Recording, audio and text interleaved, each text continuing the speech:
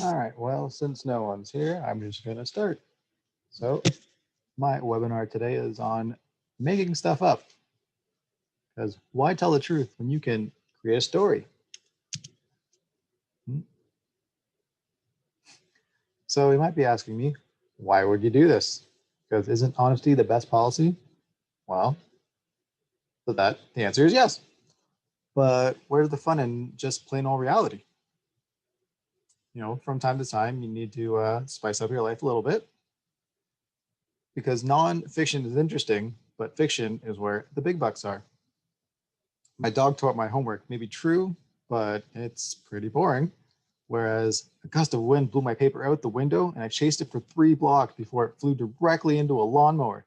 It may not be true, but it's a story and it's way more interesting. So it's time for something that everybody loves. It's time for a pros and cons list. And don't mind those.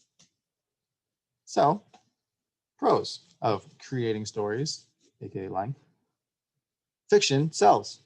Everybody wants to, like I said, everyone wants to hear or read a story as opposed to seeing something that may be true and boring.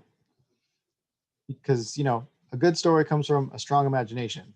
So if you have a strong imagination, you'll have a very good story and a really good time. Telling a story that captivates people can be very fulfilling. When you tell someone a story of some sort and they just sit there and you look at them and they're just so captivated, it can just makes you feel really good. Now, if it comes down to the idea of lying, a good slash believable story can get you out of a real pickle.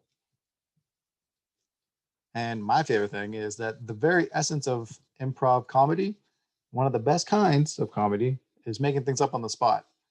It's absolutely amazing to see what people can come up with and just how hard people can make you laugh just out of something that came off the top of their head. Let's say, like, whose line is it, anyways?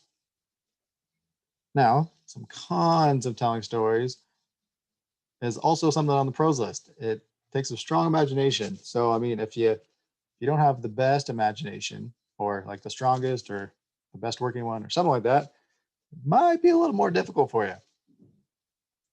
And whether it's short or long, the story, I mean, you're basically pulling everything in your story out of thin air. Now, if your story is a lie to get you out of something, you need to have everything worked out ahead of time to make it work, and you need to be consistent. In other words, you need to stick to it. Everything you say, you got to keep it going. You got to stick to what you're saying. And another con is that writer's block is super easy to get and not so easy to get rid of. And it really puts a wrench in the story writing process. So if you get writer's block, you're not going to be doing a very good story. Now, here's a random picture. You might be saying, what the heck is this for? Well, if you look at the woman in the middle and then you look at the two people on the right and the left, you might say, this woman's definitely telling a good story. So, oh, geez. You definitely need some facts. Oh, and you definitely don't want to pay attention to the horrible title there. So, based on a recent study conducted by the University of Keeping It Real, the more stories that you tell, the cooler you are. The incremental increase has been proven to improve by roughly 20% for every 5 awesome stories that you create. And to go along with these absolutely true facts and data, there's a chart to easily visualize it. Now you might be wondering why we're back on this random picture. And I just wanted to drive home that you want to aim for success like this young lady definitely has achieved.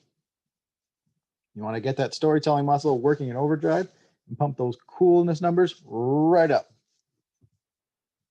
And to that, I want to say thank you for watching my absolutely amazing webinar. And I'll be here all week. Thank you.